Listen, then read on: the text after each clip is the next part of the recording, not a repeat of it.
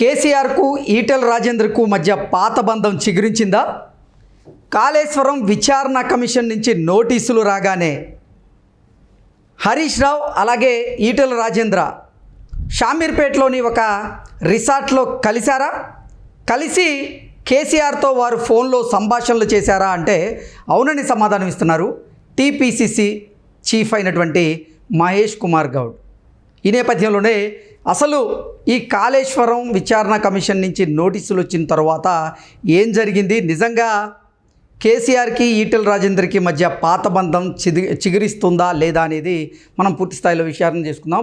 ప్రస్తుతం మనతో పాటు ఉన్నారు ప్రముఖ రాజకీయ విశ్లేషకులు, ప్రముఖ సీనియర్ జర్నలిస్ట్ డివిఎస్ గారు. సార్తో మాట్లాడదాం. సార్ నమస్తే. సార్ నమస్తే.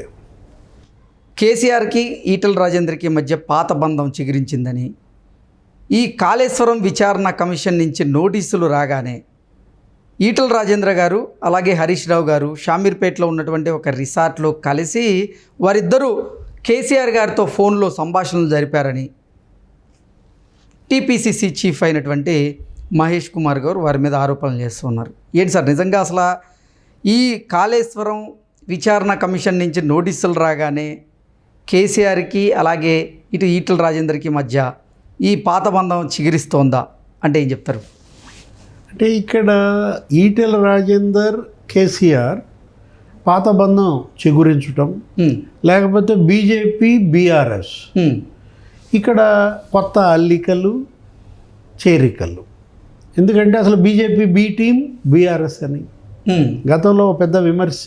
సరే, గతంలో ఎందుకు నిన్న మరి కవితే లేఖ రాశారు, ఏది బీజేపీలో విలీనం మరి బీఆర్ఎస్ గురించి ఆమె బయట పెట్టారు. తను జైల్లో ఉన్నప్పుడు ఆ ప్రతిపాదన వచ్చిందని, తను దాన్ని ససేమిరా వద్దన్నానని, బీజేపీ పైన రజతోత్సవ సభలో కేసీఆర్ ఒక మాట మాట్లాడకపోవటం ఆమె లేఖలో ప్రశ్నించారు.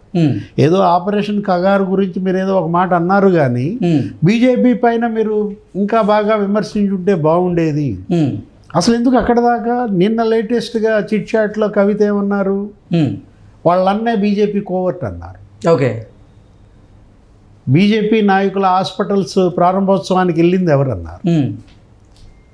అంటే రేవంత్నేమో అదే ఎవరు కవితనేమో రేవంత్ కోవర్ట్ అన్నారు, మరి కేటీఆర్నేమో బీజేపీ కోవర్ట్ అంటున్నాం. అసలు ఈ కోవర్ట్లు ఎంతమంది ఉన్నారు బీఆర్ఎస్లో? ఏ ఏ పార్టీలకి ఉన్నారు?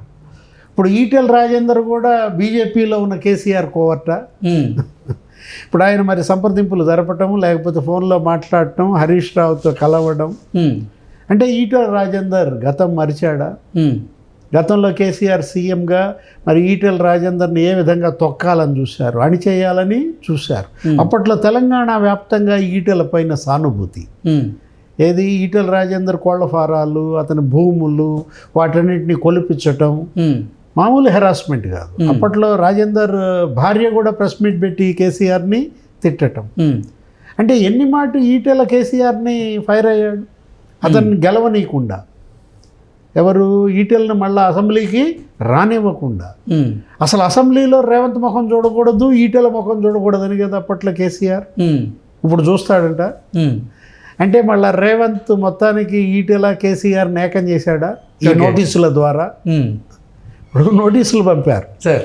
కాళేశ్వరం కమిషన్ అదేంటి పీసీ ఘోష్ కమిషన్ అటు కేసీఆర్ని 5వ తారీఖు రమ్మని, హరీష్ రావుని 6వ తారీఖు రమ్మని, 9వ తారీఖు ఈటెల రాజేందర్ని రమ్మన్నారు.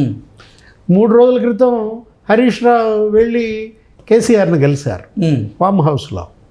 ఏం మాట్లాడాలి ఏంటి, మరి కాళేశ్వరం కమిషన్ ఎలా ఎదుర్కోవాలి? కేసీఆర్ నేను ఫిజికల్గా రాలేను, వర్చువల్గా హాజరవుతానని ఆయన లేఖ రాశారు. సరే, దానికి ఇంకా మరి ఏం జరుగుద్దో చూడాలి. ఇప్పుడు హరీష్ రావు కేసీఆర్ మంతనాలే ఇవాళ ఈ ఫామ్ హౌస్లో భేటీయా ఈటెలతో హరీష్ రావు. ఏంటి సార్, నిజంగా అంటే కేసీఆర్ గారిని హరీష్ రావు కలిసినటువంటి నేపథ్యంలోనే కేసీఆరే ఈ వ్యూహరచన చేశారా? నువ్వు ఈటెల రాజేందర్తో రాజీ కుదిర్చేటువంటి ప్రయత్నం చెయ్యి, నాతో ఫోన్లో మాట్లాడించు అని కేసీఆరే దిశానిర్దేశం చేశారా హరీష్ రావుకి?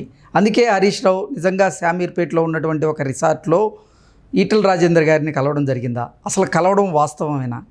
అంటే ఇప్పుడు ఈ కాళేశ్వరం కేసు నుంచి బయటపడటం కోసం ఇవాళ మరి ఎవరు రాయబారి పాత్ర, శ్రీకృష్ణ రాయబారం లాగా వాళ్ళ హరీష్ రావు రాయబారం.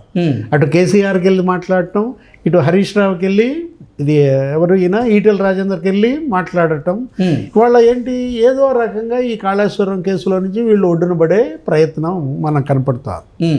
ఇప్పుడు ఈటెల రాజేందర్ దీనిపైన ఏం మాట్లాడతారు, గతంలో వాళ్ళకు జరిగినటువంటి అన్యాయం, వాళ్ళపై పడినటువంటి నిందలు, అసలు ఇప్పుడు కవిత ఏం ఓపెన్ అవుతుంది. ఏది మీరన్న ఈటెల రాజేందర్ హరీష్ రావు భేటీపై కవిత ఈరోజు ఏమైనా బారెస్ట్ అవుతారా, ఏమైనా మళ్ళీ మీడియాతో చిట్చాట్లో మాట్లాడతారా, లేకపోతే ఏమైనా లేఖ రాస్తారా? బీజేపీతో బీఆర్ఎస్ విలీనంలో ఇది రెండవ అడుగుగా చూడాలి. తొలి అడుగు ఆ రోజు ఆ జైల్లో ఆమె ఉన్నప్పుడు ఆ మంతనాలు, ఇప్పుడు ఇది సెకండ్ స్టెప్గా మనం చూడాలన్నమాట. ఎందుకంటే ఒకవైపు ఏమో బీజేపీ అసలు దీన్ని ఖండించలేదు. వాళ్ళు విలీనం గురించి మాట్లాడుతున్నప్పుడు బీజేపీకి బాధ్యత లేదా, మేము బీఆర్ఎస్ని విలీనం చేసుకునే ప్రసక్తే లేదు అనే మాట కిషన్ రెడ్డి నోట లేకపోతే బండి సంజయ్ నోట ఎందుకు రాలేదు? ఎగ్జాక్ట్లీ. అంటే అర్థం విలీనం కోసం ఇటు బీజేపీ నుంచి కూడా, అంటే అసలు సార్ బీజేపీ బీఆర్ఎస్ అంటే భారతీయ జనతా పార్టీలో బీఆర్ఎస్ విలీనం కాబోతుంది అంటూ ఈ ప్రచారం జరుగుతున్నటువంటి నేపథ్యంలో ఇటు బీఆర్ఎస్ నుంచి కానీ అసలు బీజేపీ నుంచి కానీ ఒక స్పష్టత అయితే లేదు. వారు దాన్ని ఖండిస్తున్నటువంటి దాఖలాలు కూడా ఎక్కడ మనకు కనపట్ల. అంటే ఏంటి అసలు నిజంగా చాప కింద నీరులాగా రెండు అంగీకరిస్తున్నాయా? అందుకే ఏం మాట్లాడాలో కూడా అర్థం కానిటువంటి పరిస్థితుల్లో వారు ఉన్నారా? దాని మీద స్పందించడం లేదే. పొగ రాదంటారు, ఇక్కడ నిప్పు కాదు, ఇక్కడ అసలు తగలబడుతుంది. పొగ రాదంటావా? రాలేదు కదా సార్ ఇప్పుడు వరకు. ఇప్పుడు కవితే ఇవాళ బయట పెట్టింది ఏది స్పష్టంగా. తను జైల్లో ఉన్నప్పుడు బీజేపీతో మరి బీఆర్ఎస్ విలీనం గురించి కవితతో మాట్లాడింది ఎవరు? కవిత ముందు ఆ ప్రతిపాదన తెచ్చింది ఎవరు? విలీనం గురించి బీజేపీతో కలుద్దామనే మాట జైల్లో ఉన్న కవితతో చెప్పింది ఎవరు? అది బయట పెట్టట్లా ఆవిడ. అంటే గ్రీకు వీరుడు, లీక్ వీరుడు, లేఖని లీక్ చేసింది ఎవరు? ఎవరా గ్రీకు వీరుడు అని ఆమె అడిగింది. మనం అడుగుతోంది ఏంటి, జైల్లో ఈ విలీన ప్రతిపాదన తెచ్చిన ఆ లీకు వీరుడో ఆ గ్రీకు వీరుడో ఆ రాజీ సూత్రధారి ఎవరు? ఆ విలీన పాత్రధారి కేటీఆర్. వాళ్ళన్ని వేళ్ళు ఎటు చూపబడుతున్నాయి? కేటీఆర్ వైపు చూపబడుతున్నాయి. అంటే కేసీఆర్ ఆదేశాలు లేకుండా కేటీఆర్ ఏమి ముందడుగు వేయడు. అసలు కేసీఆర్ మౌనం ఏంటి? ఇప్పుడు ఇవాళ కవిత రాసిన లేఖపైన నోరు తెరవడు, లేదు మరి కొడుకు కూతుర్ని ఉద్దేశించి అన్న మాట రేవంత్ కోవర్ట్ అని నోరు తెరవడు, లేదు కూతురు కొడుకును ఉద్దేశించి అన్న మాట ఏమని బీజేపీ కోవర్ట్ అని నోరు తెరవడు. ఇది డాడీ డాటర్ ఇష్యూ అన్నాడు కిషన్ రెడ్డి. కిషన్ రెడ్డి ఏమన్నారు? ఇది డాడీ డాటర్ ఇష్యూ అన్నాడు. లేకపోతే ఇది అన్నా చెల్లి ఇష్యూ అన్నాడు. అది కుటుంబానికి సంబంధించిన అంశం అన్నాడు. ఓకే, అసలు మీరెందుకు నోరు తెరవరు?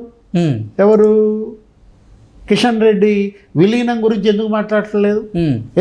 అసలు ససేమిరా మేము విలీనం అయ్యే ప్రసక్తే లేదు అనే మాట అటు బీజేపీ అధిష్టానం నుంచి కానీ ఇటు రాష్ట్ర బీజేపీ నాయకుల నుంచి కానీ ఎందుకని వీళ్ళు తెలుగు కుట్టిన దొంగల్లా ఉన్నారు? కుట్టిన మాట వాస్తవం. అది కుట్టింది తేలా కాదు, అది వేరే విషయం. తేలు కుట్టింది, అందుకే వీళ్ళు గమ్మున ఉన్నారు. ఏ తేలు అని అంటావు నువ్వు? బీఆర్ఎస్ తేలు బీజేపీని కుట్టిందా? బీజేపీ తేలు బీఆర్ఎస్ని కుట్టిందా? తేల్చాల్సింది ఎవరు? తెలంగాణ ప్రజలు. ఓకే, రేవంత్ మాత్రం సేఫ్ జోన్లో ఉన్నాడు. ఇది సినిమా బ్రహ్మాండంగా చూపిస్తున్నాడు.